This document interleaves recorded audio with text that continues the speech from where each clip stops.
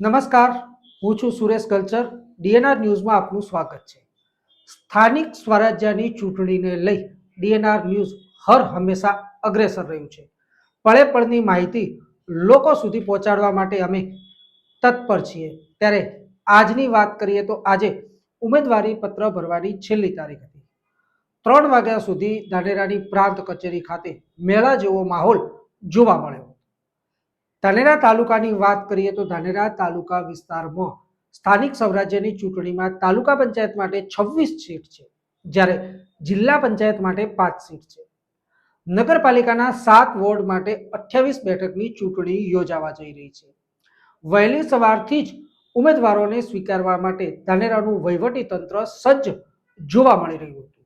વહીવટી તંત્રના અધિકારીઓ, કર્મચારીઓ સહિત તમામ ટીમ અગ્રેસર જોવા મળી રહી હતી.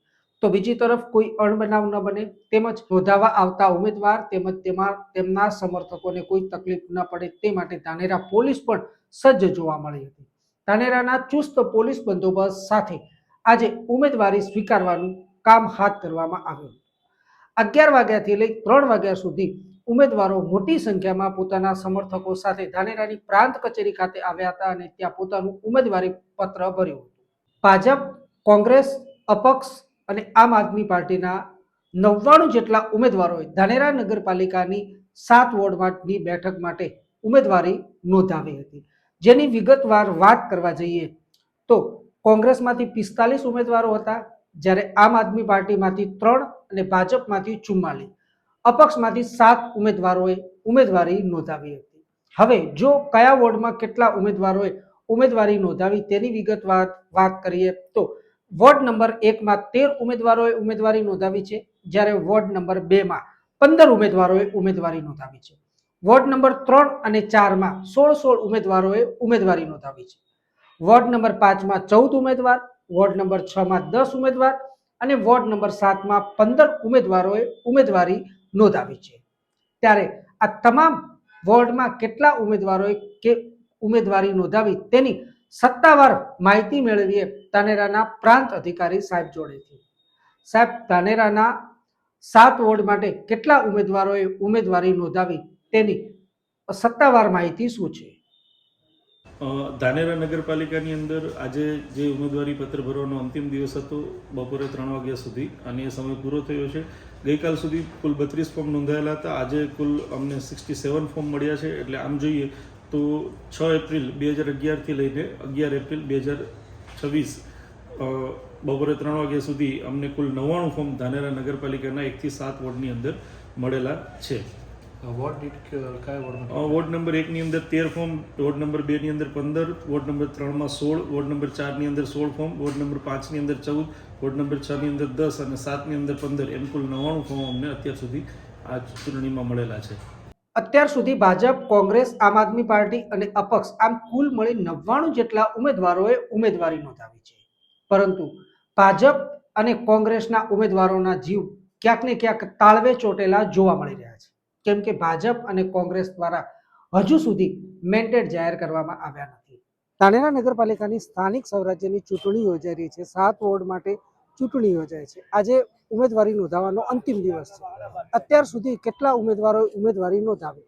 ભાજપ અને કોંગ્રેસ દ્વારા ઉમેદવારોને મેન્ડેટ આપવામાં આવે છે કે નહીં, તે બાબતે શું કહેશો? નમસ્કાર સુરેશભાઈ. અત્યાર સુધી જે વાત કરવામાં આવે તો મેન્ડેટ કોંગ્રેસ અથવા બીજેપી દ્વારા કોઈ બી એવી ટાઈપના કોઈ મેન્ડેટ જાહેર કરવામાં આવ્યા નથી. પણ હરેક ઉમેદવાર કોંગ્રેસ તરફી હોય કે અપક્ષ હોય કે ભાજપ તરફી હોય એ પોતપોતાના શક્તિ પ્રદર્શન રીતે ઉમેદવારી બધા નોંધાવી છે. પણ અત્યાર સુધી કોઈ એવા મેન્ડેટ જાહેર કરવામાં આવ્યા નથી.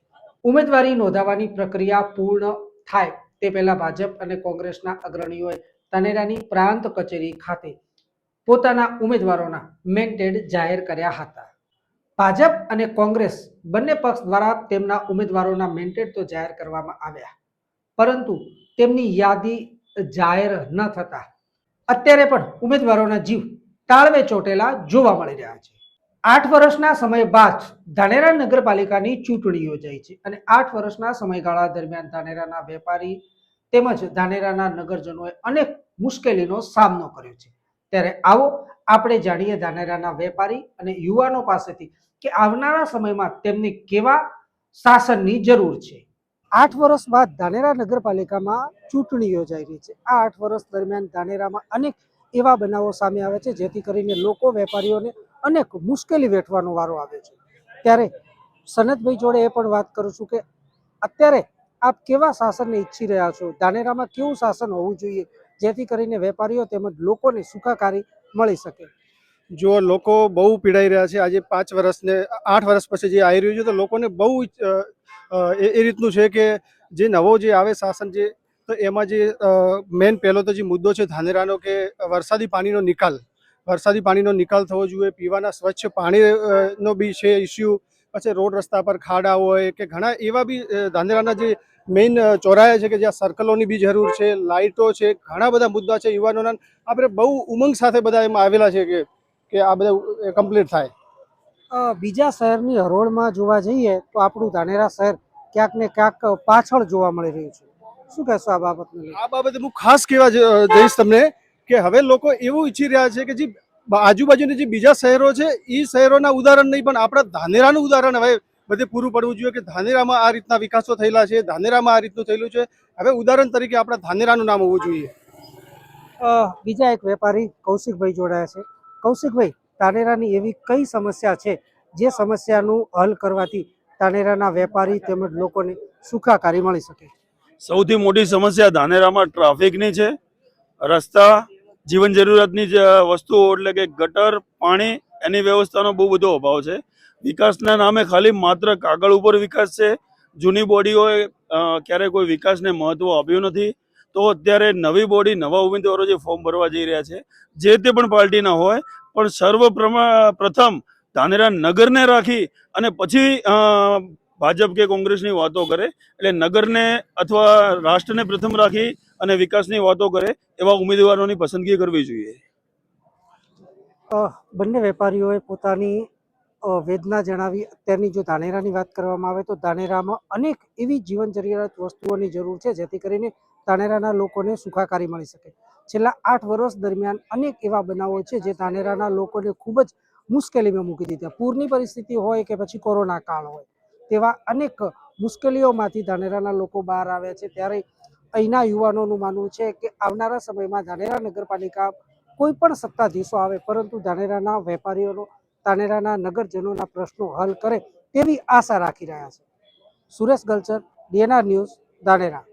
આ વખતે સ્થાનિક સ્વરાજ્યની ચૂંટણીમાં આમ આદમી પાર્ટીના ઉમેદવારો પણ મેદાનમાં જોવા મળી રહ્યા છે.